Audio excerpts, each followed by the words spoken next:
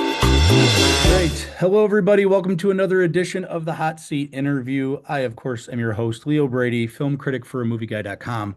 And I am with a guest here today that you may know from things such as Entourage, Lois and Superman, maybe Wrong Turn, or You Don't Mess with the Zohan. But we're here today to talk about her delightful new film, A Love Like This. This is the lovely actress, Emmanuelle Chriqui. Hi, Emmanuelle. How are you? Hi, Leo. What a lovely intro. This is so nice. Thank you for taking the time. So the first question we always ask, hopefully you can come up with a quick answer, Okay. which is what's the movie for you that maybe you saw as a kid or growing up that made you say, I want to Yeah. be an actor? Boom. Mask. Oh, it's Cameron Diaz. No, no, Oh, the oh, mask with Cher. Cher and the Peter Bogdanovich film. Yes. Wow. Oh, Wasn't that expecting that. movie killed me. Wow. I was young. I was Yeah. young and I just was like, oh my God, like dead. Yeah. And yeah, that was it. Big difference between that movie and the Jim Carrey movie, Yeah, Superman. which That's is a good big. movie. Yeah, yeah, Like, of course. Yeah. totally different. Well, and I can see it immediately wanting to emulate somebody like Cher. I mean, like who doesn't? We all love her. Um, what's funny too, though, this question, I'm sure you get it all the time. I wonder how many people botch your last name. Oh, What different versions do you get? Because my last name's Brady and I get Bradley, which is always a shock. really? Well, that's just people not able to read. I get no, I get sometimes, okay, I get Creequy, Creaky, Chiriquy, and sometimes I get a full Emmanuel, and they just don't even bother saying it. Hey, they gotta catch up. Well, you've been doing this for quite a long time now. I mean, it's pretty impressive, and I read your backstory. I mean, you're a pretty amazing person. I mean, with your parents and everything. And but how has your relationship with your brother and sister sort of helped you into the acting sphere? I mean, when your parents pass away at a young age, it's you're have to be bonding, and I assume that relationship is still strong today. Beyond. Yeah. I literally I feel like the luckiest person in the world to have a brother and sister like I have. Yeah. And we're each other's support, we all three of us lost our parents, our mom especially young. Our Yeah. dad, we got a good dose of dad, but it's already been like 15 years. But I Wow. would say that the three of us, we kind of don't do anything without speaking to each other first. Like Yeah. it's that's just the way it is. Even when I travel, I'm like texting, I'm like, hey guys, like I'm taking off. I'll text you when I arrive. Like that there's Yeah. people know. Yeah. Um, It's that type of connection where it's just yeah, oh yeah. Oh yeah. Yeah.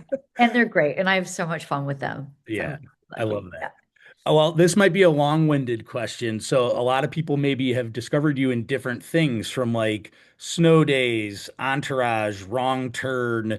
But for me, it was You Don't Mess with the Zohan, which was where I was like, who is this actress? And the list of like Adam Sandler co-star leading ladies is like very impressive. I just to name a few, Drew Barrymore, Jennifer Aniston, and Salma Hayek. One, what does that movie sort of mean for you? And when you hear that list, I mean, it's got to be feel pretty cool to be a part of that. Oh yeah. It's so cool. I Yeah, mean, beyond. yeah, I think, I think like if we look at life in chapters, or certainly my career in chapters, I would say Zohan has its own full chapter. yeah, Just because it was such a thrill, it was just obviously to work opposite Adam, but also, oh my God, I remember one day being on set with Adam Sandler, John Turturro, Kevin Nealon, Oh my God. um, Like just like you're looking around and you're like, seriously, Yeah. me? Wow. Yeah. Um, and so And yeah, it's and it so cool to have that. yeah, well, and it was like this project that I believe him and Judd Apatow had wrote together, and it just took Yes. them a while to make. So it was like, and it always sort of surprised me as a movie that I was glad a studio took a chance on. It's just Oh, such a funny movie and a and very unique one. it's so interesting, Leo, because I mean, obviously we're not going to go there, but we couldn't make this movie now. Right. It would literally would be impossible. Yeah. So, at the time it was kind of hopeful and it Yeah. was like, hey, we could create peace on Yeah. set and do Yes. movies. With through the love of Mariah Carey too. Yeah, exactly. Well, so let's talk about this film, A Love Like This. I mean, the chemistry with your co-star Hayes MacArthur. I mean, I think the two of you had worked before together, but what ways did the two of you sort of work on to get the chemistry right? Because it's obviously perfect from the start. Oh, Yeah. that means so much. Yeah. Well, we worked together before. We did Super Troopers 2 together. Oh, right. Yeah, yeah. So we were on location in Boston and had such an epic time, Yeah. like amazing. And we also have so much in common, people in common, so many connections. And just having worked with him before, I just knew that the experience was just going to be such a fun and joyful one, despite what the movie is about. Right. And that, there's something to, when you embark on something like this, as actors, it's really integral that you feel safe. Yeah. And there was that feeling of like, I knew that I was going to be safe with Hayes, and I knew that things were just going to be so respectful, um, both ways. And, our director, John Asher, was just such a dream and like Yeah. such an amazing master of the ship. So like it was kind of like one of the dreamiest experiences I've ever had, Yeah. honestly. Yeah, well, I mean, and it really shows. I mean, this is like it's an interesting movie, especially as you talked about like making movies for today. I mean, it's very romantic, it's sexy, passionate, but like also complex. I mean, both characters, are having these extramarital affairs, but instead of like demonizing them in any way, making them like villains, making us judge them, it sort of was something, that like we were able to put ourselves in their shoes and understand them in this situation. Was that really what the two of you were trying to hope emulated off the screen? Theo, what you just said is actually music to my ears. Love it. Love it. Yeah. Like verbatim. Yeah. Yes, Yeah. that was the goal Yeah. because when you talk about these things, it's often taboo. We live in a society that's like, Yeah. Right. and the truth is, if you're human with a heart and you Yeah. choose to live openly and have connections in the world, Right. things can be complicated. Like, since when is anything black and white? Yeah. And I think, the thing was that fine line of like, look, we don't want to glorify having affairs. Yeah. That's not what this is about. Right. This was really, that sometimes man, life can throw you a curveball. And what do you Right. do? Yeah. Well, and marriages are hard and relationships are hard no matter what. It's like it's just uh there's no other honest way to portray it than the way that you guys were. Um one of the third character in the movie is this beautiful Malibu home which Mm. has this like pool overlooking the beach, talk about and it's just obviously there's lighting, cinematographers, things like that, but it's really just the three of you, you two and the director. Talk about getting in the space and sort of how it felt once you were in that house and how did the house help bring it all together? Oh my God, the house was everything. I mean, we legit lived in this house. I mean, Hayes lived in the house because, Yeah. he doesn't live in LA. So, Yeah. we would rap at night. There was a bedroom downstairs.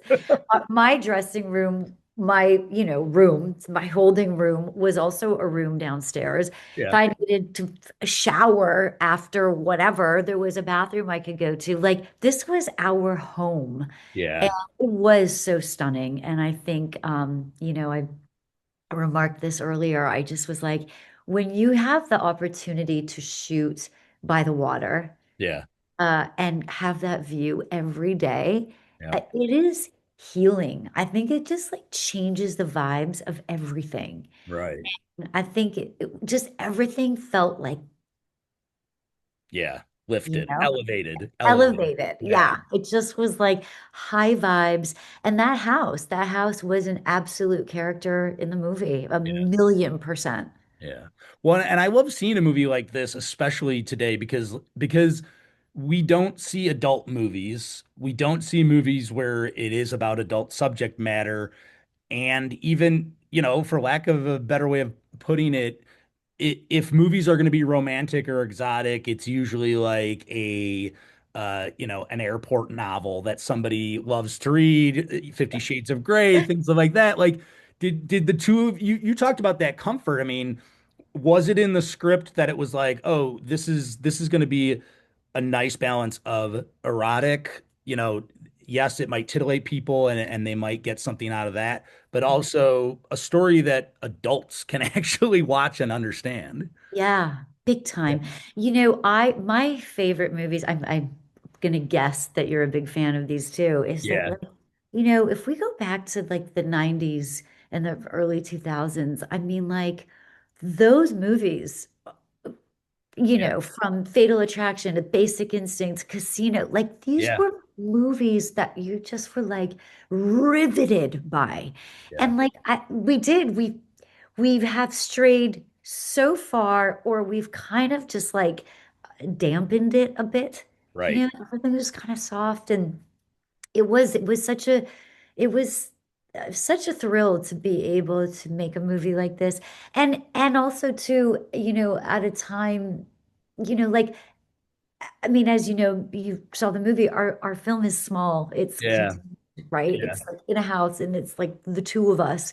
Right. Um, but this story, like, it translates. Right. It People can relate. Yeah. And I think, It'll be yeah, timeless. Yeah.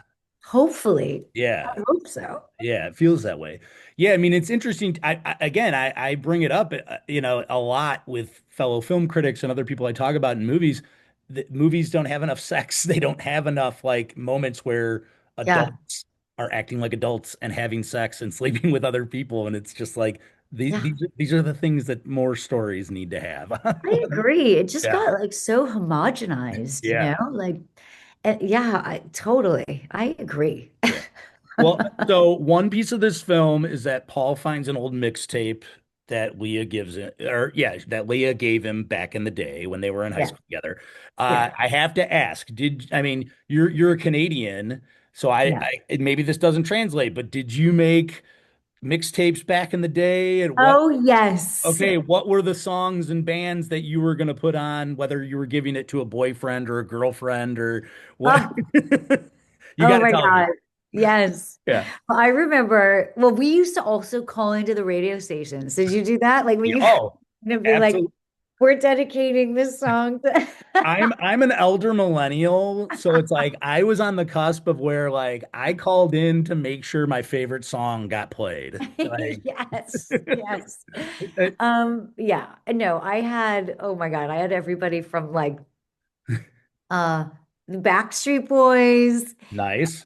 and like a lot of like R&B, and like, I have an older brother and an older sister, so I had like rock influence, new wave influence, and then I was full like hip hop and R&B. Yeah. It's always kind of a mix. Yeah, for me it was very trickle down. I'm the baby of the family. My older sister and brother had these eclectic. My sister more like 80s music at one point, Okay. but then my brother it was just pure rock. It was just like Nirvana Right. and everything like that. So, but it was always funny to think making burning, you called it burning a CD and Right. making a mixtape was like the most romantic thing you could do for your Oh girlfriend in high school.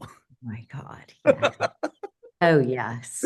This, I got, speaking of mixtape, I'll just tell you this really quickly. yeah, A long, long time ago, one of my first boyfriends, he had to go to New York to perform on Broadway, and he made me a mixtape that literally every song just made me cry. Like I felt like he was speaking to me through yeah, this music. yeah. I love it. Well, and that's what comes out in this movie. Emmanuelle Chriqui, thank you so much for talking with me today. This has been an amazing conversation. I could probably go on forever.